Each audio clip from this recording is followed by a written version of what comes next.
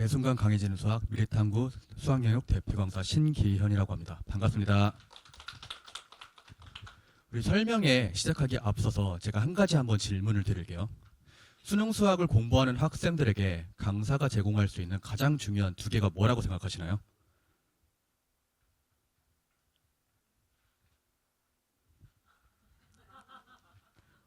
원래 학생들이나 이제 학부모님들이나 제가 질문을 하면 이제 아주 소심하게 대답을 하시죠. 한번 앞에 계신 분 뭐라고 생각하시나요?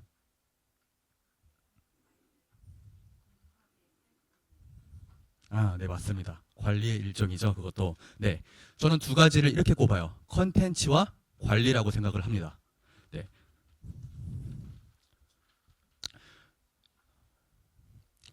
과장대 보이시나요? 네. 대한민국에서 저보다 컨텐츠가 좋은 강사는 없습니다라고 적어놨는데 저는 퀄럽이라는 컨텐츠 회사를 지금 운영 중에 있어요. 그런데 어머니들께는 생소하게 들리실 수도 있지만 지금 학원 업계에서는 퀄럽을 모르는 사람들은 없습니다. 제가 수능이 끝난 후 약 50명의 강사를 만났어요. 그리고 어제도 4명의 강사를 만나고 왔습니다. 전부 다 저한테 찾아와서는 모의고사를 만들어달라. 그리고 문제를 좀 팔아달라. 라고 요청을 했습니다. 그리고 저는 대부분의 강사들에게 거절을 하고 왔어요. 왜 그러냐? 이미 인강업계 1타, 2타 강사들 그리고 우리나라에서 가장 큰 학원들 있죠. 학원 자체에서 나오는 모의고사들도 있을 텐데요. 이미 10월 달에 예약을 다 끝내버렸습니다.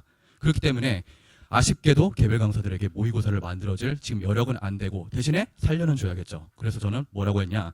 그러면 우리 회사에서 갖고 있는 문제들도 많으니까 이것들을 이용하게 해주겠다라고 말을 했습니다. 그리고 저는 다음 주에도 목요일 하루에만 5개의 미팅이 잡혀 있어요. 네, 그래서 12월간은 수능이 끝나는데도 불구하고 쉬지 못하고 계속 미팅을 하게 될 것 같고요. 또 밤새서 저의 컨텐츠도 개발을 해야겠죠. 이렇게 제가 만약에 오늘 잠수를 타버린다면 대한민국 사교육 시장은 아마 난리가 날 겁니다. 네, 여기에서 나오는 모든 문제들은 제 수강생이라면 전부 다 이용할 수 있게 제가 할 거고요. 이것들을 가장 효율적으로 운영을 할 강사는 저밖에 없다고 생각을 합니다. 컨텐츠라는 거는 어떻게 보면 무기라고 생각을 해요. 그래서 만약에 나라들끼리 전쟁을 한다고 했을 때 누구는 총으로 공격을 할 테고 탱크로 공격을 할 텐데 갑자기 최신식 전투기를 갖고 온다면 그 나라에게는 밀릴 수밖에 없겠죠. 수능도 마찬가지입니다. 모두가 자신만의 무기를 갖고 있을 텐데 누군가가 더 좋은 컨텐츠를 갖고 덤빈다면 그 강사가 결국에는 학생들이 가장 많이 듣게 되겠죠. 이번 수능은 어떻다고 들으셨나요? 쉬웠다라는 말 엄청나게 많이 들으셨죠? 네. 단 미적분은 조금 어려웠는데 공통 어때요? 19번까지는 기출만 공부하면 그냥 무조건 다 풀 수 있는 문제들입니다. 저는 이렇게 생각해요. 수능 문제 중에서 가장 중요한 문제는 기출이라고. 네, 이건 변함없는 사실이고요. 하지만 이제 20번에서 생각해볼 만한 문제라고 했잖아요. 당황을 했을 거라고 했잖아요. 왜 그럴까요? 굉장히 생소하게 생겼습니다. 이거를 보는 순간 이거 뭐야? 이런 생각이 들 거고 여기서 당황하면 이거 하나 틀리는 문제가 아닙니다. 21, 22는 상대적으로 쉬웠는데도 불구하고 20번을 틀리는 순간 학생들은 뒤까지 못 풀어버리는 참사가 발생을 해요. 이번 공통이 쉬웠다고 들었는데 공통에서 3문제를 틀린다는 건 굉장히 큰 타격입니다. 저는 이렇게 생소한 문제들을 봤을 때 당황하지 않고 그냥 쫙 스무스하게 넘길 수 있는 그것이 바로 컨텐츠의 힘이라고 생각을 하고요.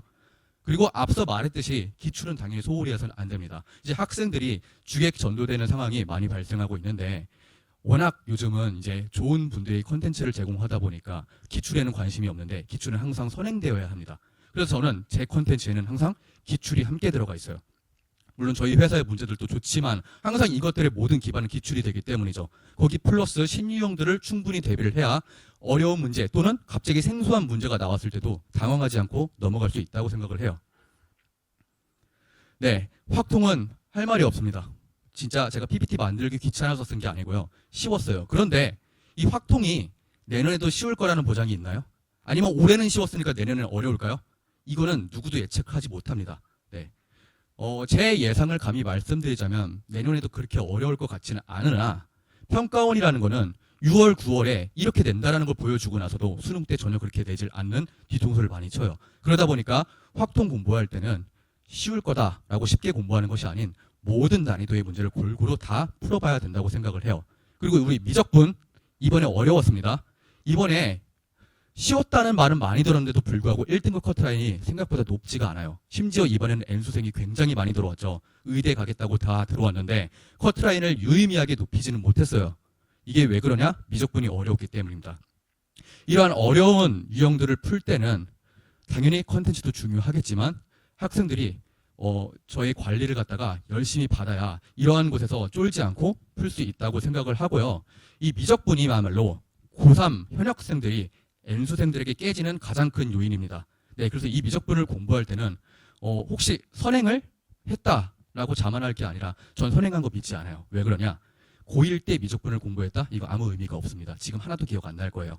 고2 때 미적을 했다? 이것도 결국엔 기억 안 나게 됩니다. 그래서 미적분을 공부할 때는 처음부터 아주 세심하게 개념을 공부를 해야 되고요. 그 다음에 끊임없는 관리를 받으면서 가장 효율적으로 공부할 수 있는 방법을 찾아야만 이 미적분을 N수생에 비해서 덜 틀리는 거는 제가 장담을 못하지만 N수생이 밀리지 않게 할 수 있겠죠. 이렇게 말하면 안 되는 게 저도 N수생을 가르치고 있기 때문이에요. 그래서 고3들이 N수생 무조건 이기게 해주겠다라는 건 장담하지 못합니다. 솔직하게 말해서. 하지만 이 고3들이 N수생에게 밀리지는 않게 최대한 노력을 해볼 예정이에요. 네, 이것들은 커트라인에서 반영이 됐죠. 네, 확통이 당연히 쉬웠으니까 커트라인이 높을 수밖에 없고 미적이 낮습니다. 지금 한 6점 차, 8점 차까지 벌어질 수가 있고요. 네, 그래서 확률과 통계는 미적분에 비해서 과목 난이도 자체도 쉽고 시험도 쉽게 나오기 때문에 학생들이 공부량이 적을 수밖에 없습니다. 그러면 그 공부량이 적어서 시간을 아끼면 어디다가 투자해야 되죠? 바로 공통이죠. 네, 수원투에다가 투자를 해야 됩니다. 따라서 미적분 선택자에 비해서 공통에서 조금 더 이점을 많이 가져가야 확통 선택자들이 확통을 선택했다는 이점을 누릴 수가 있는 거죠. 반면에 미적분 선택자들은 어떻게 해야 될까요? 당연히 어려운 과목을 공부하는데 더 많은 시간을 투자를 해야 되고, 그리고 이제 제가 뒤에 말씀드릴 텐데 저의 관리 시스템은 두 가지가 있어요. 클리닉과 그 다음에 남김입니다. 네. 제가 조금 낯익은 학부모들이 좀 많아서 네, 답을 알고 계실 거예요. 네. 그래서 제 2026년 수능 대비 커리큘럼은 이렇게 진행을 되는데요. 이거 너무 많은 양이 적혀 있기 때문에 간단하게 설명을 드리자면, 일단 1월부터 3월은 일단 전부 다 개념이죠. 그럼 공통은 개념을 다 아는데 뭐하러 또 하냐가 아니죠. 우리가 고2 때까지만 해도 내신 공부하겠다고 개념을 되게 파편적으로 기억하고 있어요. 이것들 수능 때 되면 또다시 까먹는 거 생길 겁니다. 그래서 마지막으로 1월부터 3월까지는 마지막으로 개념을 다시 총정리하면서 문제 적용 연습을 시키자라는 거고요.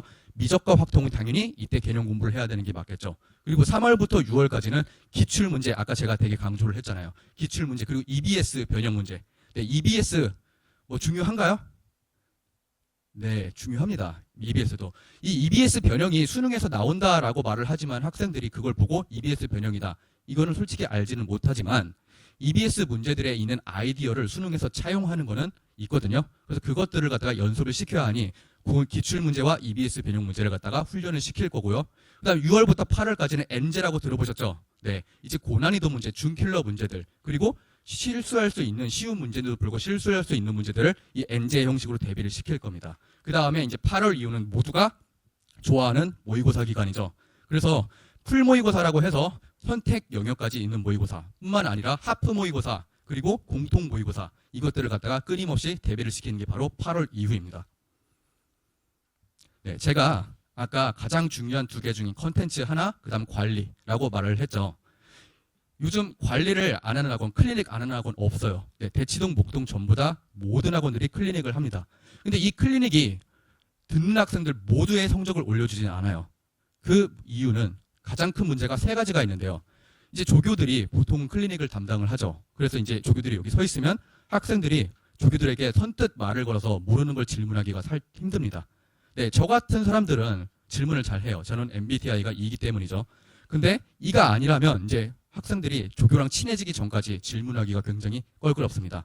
그렇기 때문에 조교들은 하염없이 그냥 기다리고만 있고 학생들은 그냥 우물쭈물 거리다가 그냥 집에 가는 상황이 발생을 해요.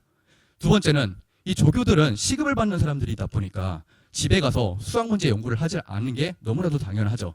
네. 그러다 보니까 학생이 질문을 하면 조교는 그 자리에서 문제를 풀어보기 시작합니다. 그럼 그 시간 동안 학생은 시간 낭비를 하게 되는 거겠죠. 그리고 마지막 세 번째 문제는 조교들은 그 학생의 상태가 어떤지 저보다 잘 알지 못한다는 겁니다. 만약에 잘하는 학생이 저에게 질문을 한다면 그 학생에겐 답을 알려주지 않아요. 그냥 이 문제의 포인트가 이렇게 되니 너 혼자서 생각해봐라 라는 식으로 한다면, 못하는 학생들이 질문을 하면 그 학생은 개념에 문제가 있을 가능성이 높으니 개념을 먼저 학습시키고 다시 한번 문제를 풀도록 유도를 하는 게 맞습니다. 그런데 학생들은 조교들은 그걸 할 수가 없죠. 그래서 가장 큰 해결책은 제가 그 클리닉에 직접 참여하는 거라고 생각을 하고요. 저는 직접 제가 운영하는 클리닉을 여기 미래탐구에 처음 왔을 때부터 시작을 했습니다. 네. 그래서 이제 학생에게 질문을 했으면 답변을 해주고, 그다음 조교에게는 가이드라인을 하나 줍니다. 이 학생은 뭐가 부족하니 내가 설정해놓은 그 문제 박스가 있으면 거기서 문제를 뽑아와라. 그리고 저 친구한테 줘. 이런 식으로 조교는 아주 제한적인 역할만 할 겁니다. 네, 그리고 이제 클리닉은 보통은 일요일 6시에 진행을 하고요. 1월 달은 윈터라고 아시나요? 네, 윈터 기간 동안은 수요일 1시 반부터 5시까지 진행을 합니다. 하지만 5시가 되더라도 집에 가지 않고 만약에 더 질문을 하는 학생이 있다면 남아서 저는 그 학생들을 봐줄 거고요. 이 클리닉의 가장 큰 수혜자는 지금 저기에서 일을 하고 있는 제 조교입니다. 이 조교가 처음에 저한테 왔을 때는 6등급이었어요, 수학이. 그리고 이 학생 지금 2대를 다닙니다. 네. 물론 지금 또 갑자기 반수를 하겠다, 아니면 편입을 하겠다, 이제 갑자기 목표가 더 높아졌거든요. 연대를 가버리겠다라는 말을 하는데, 네, 저는 이제 말리지는 않을 거고요. 어쨌든 이 학생이 6등급에서 저한테 왔을 때 제가 클리닉을 하면서 초반에는 학생들이 클리닉에 열심히 참여하지가 않아요. 그러다 보니까 저 학생 하루 한 명 올 때도 있었는데 전 그 한 명 학생을 위해서 끝까지 남아서 클리닉을 했어요. 그러다 보니까 5월부터는 유의미한 성적 상승이 보이고 결국엔 수능 때는 6등급에서 2등급까지 상승을 했습니다. 네.